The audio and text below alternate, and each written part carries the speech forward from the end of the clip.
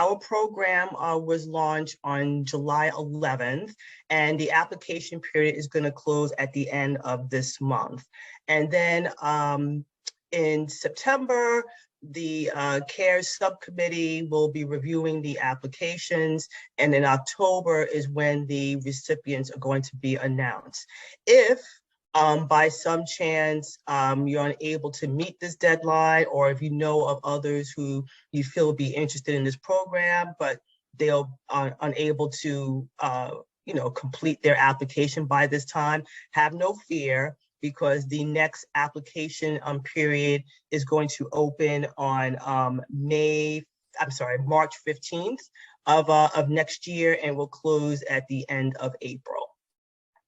Next slide, please. So we created some FAQs that we thought would be helpful. We don't have all of them listed here, but we figured we would have some key ones that would, maybe help, during this conversation, this webinar. So I'm going to go through a few of them now, but we do have more that's on our vendors platform. So who is eligible? So I, went through that a few minutes ago. As I mentioned, primary caregivers, U.S. citizens, or those legally authorized to the United States, and then current members of our FASEB full member societies. What I want to hone in on is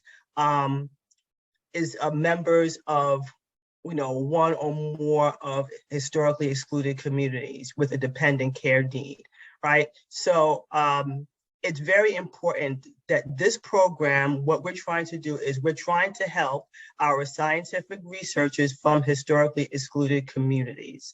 That's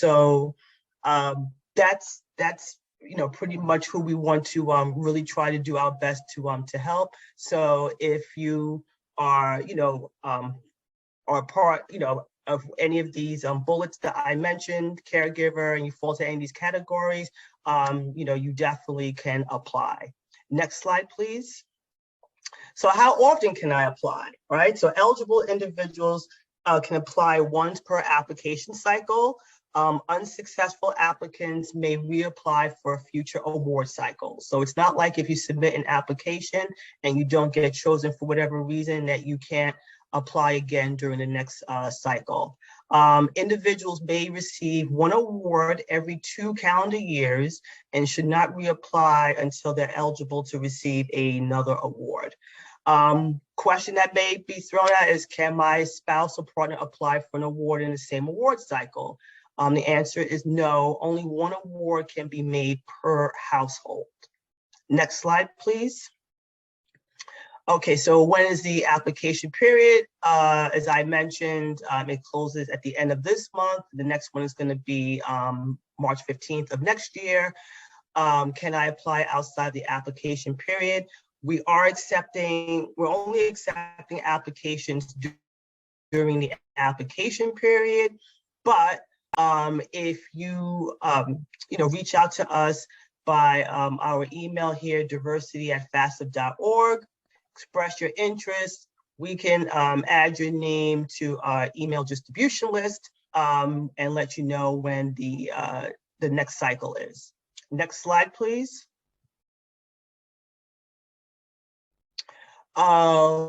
So what documentation do I need? So Scarletta mentioned when she was walking through the application that, all the questions are important, but the most important one is where you have to explain your need. So some things that we would be looking for is, start and end dates of the eligible expense, full name of both the dependent and caregiver, type of service, amount paid, and evidence of payment. That's some of the documentation that we would be looking for. What expenses qualify? So reimbursable expenses, excuse me for a second, include short-term costs associated with care of a dependent that exceeds normal day-to-day expenses, and without the applicant could not pursue professional opportunities. Now, routine, long-term, daily care services are not reimbursable because it's expected that the applicant is going to make those arrangements just to perform their normal job duties. Next slide, please. And then how is dependent defined, and is it limited to children? So I mentioned this earlier, that one of the unique things we feel about our program is that we are looking at family care very broadly. Dependent defined as any individual, which is a child or adult, who is unable to care for themselves, whether it's due to age, illness, disability, and they rely on the applicant for daily caretaking needs. So now, while a dependent is typically a family member, as I mentioned before, such as a child, partner, parent, dependents can also include any other close relative or non-related individual from whom the applicant may be a court-appointed caregiver, right? So we realize that particularly in families from historically excluded communities, the family structure is different and can be very dynamic. You can be taking care of, a relative. You can be taking care of somebody who is close to the family, but they're not related to you, but yet you still have primary care responsibility. So that would just need to be, explained in the explanation of need, but, we're looking at that very, very broadly. Next slide, please. And here is when I will turn it over to Elvie, as I say it with caution. make sure I didn't mess that one up. That's correct. Thank you so much, Debbie. So as I had mentioned before, we do have a suite of DEAI programs, and it includes the 3 active programs you see before you, and you're able to participate in all 3 programs simultaneously. So in addition to CARES, we also have LEAD, which is a reverse mentoring program that pairs senior level professionals with junior level mentors to gain different perspectives of individual, group, and cultural views within the workplace and scientific research communities. So if you're interested in learning more about this particular program, we had an informational session hosted last week, and so we'll be providing recordings of that on our FASEB's YouTube channel. So please be on the lookout for that. And also, Friends is our recruitment initiative. So it's not a traditional program in the way that LEAD and CARES are, but this is a recruitment initiative that we have here at FASEB, where we're attempting to broaden our recruitment strategies through outreach efforts, through external relationship building efforts with MSIs and academic institutions with large diverse populations and professional STEM organizations, because we understand that although typically people look to MSIs when attempting to build diversity with recruitment, different populations, different marginalized communities have different access points in the academic institutions. So we really wanted to take a broad approach at this and make sure that we're not missing any populations. And we also want the scientific community to know that there are career opportunities outside of academia. So looking at the full scope of the biomedical ecosystem. And also, if you want to learn more about the career opportunities at FASEB and our member societies, when you click on the Friends card, it'll take you directly to our webpage. And you can go ahead to the next slide. Thank you so much. So in closing, we just wanted to give thanks to our DAI committee, as they were very instrumental in their continued support and guidance when developing our suite of DAI programs from the very beginning, before we had names, before we had a particular structure. And also in the next slide, we'd like to give thanks to our CARE subcommittee, and a special thank you to our co-chairs who are here with us today, Scarletta and Andrea, who have worked very diligently in ensuring that the CARES Award centers the needs of scientific caregivers, and that we are intentional and also intersectional in our approach in understanding the needs of caregivers. And next. So if there are any individual questions that you all may have following the webinar, something that may not come to mind now that comes later, you can contact us at diversity@FASEB. And so now we can open up to Q&A.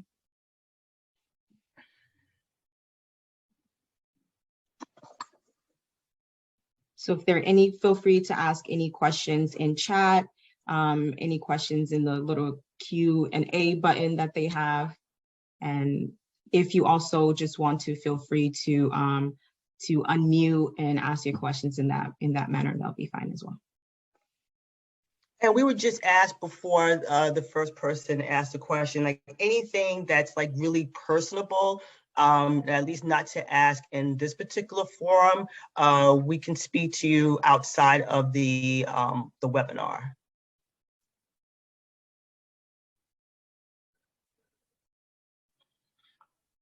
And I'll just add, as my colleagues were presenting, I was dropping hopefully useful links in the chat. I know they did a great job of highlighting specific things in the program. I can continue that, but feel free to use the chat or unmute to ask any questions. This time is for you to learn more about CARES.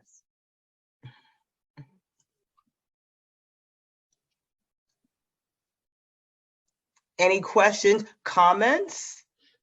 Also a welcome, not just questions or comments. Wow, you're gonna have us leaving here feeling pretty good that we like answered all of the questions ahead of time. And if you're like me, I'm the type of person that my wheels start turning after the fact. So if any questions come to you afterwards and you're like, oh my gosh, they gave me an opportunity and I forgot to ask.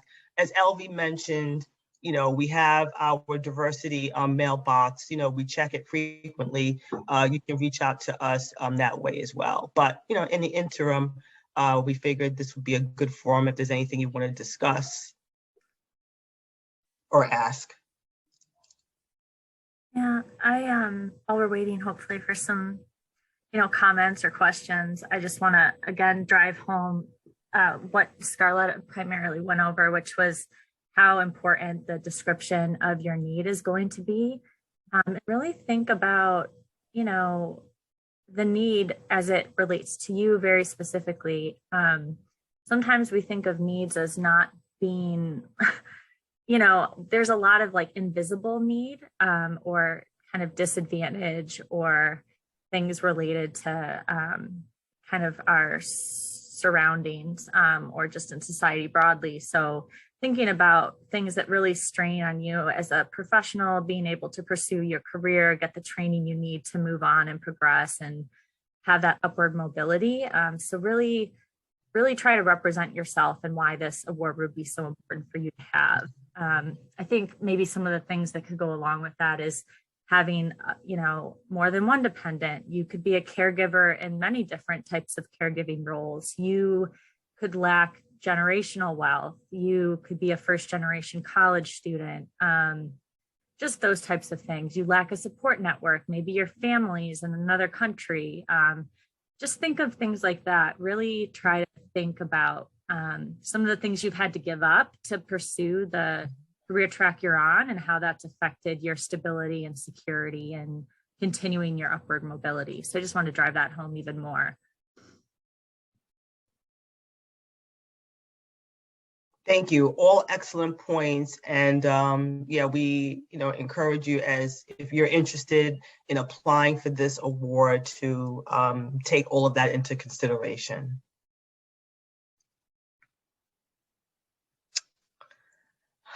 Okay, I guess we don't, let me check the chat because I'm very bad. It's just me, Debbie. Okay.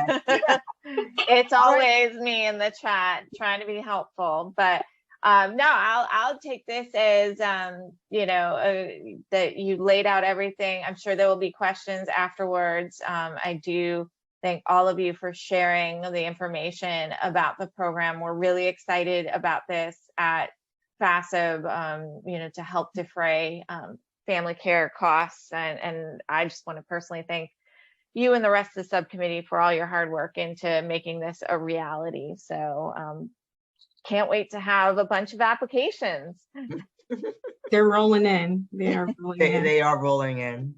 And also, if you would like to revisit the webinar anytime, or if you knew someone who wasn't able to make it today, the webinar will be uploaded again to our FASEB YouTube channel. So be on the lookout for that, and we'll be posting the webinar once the recording is up. Yeah.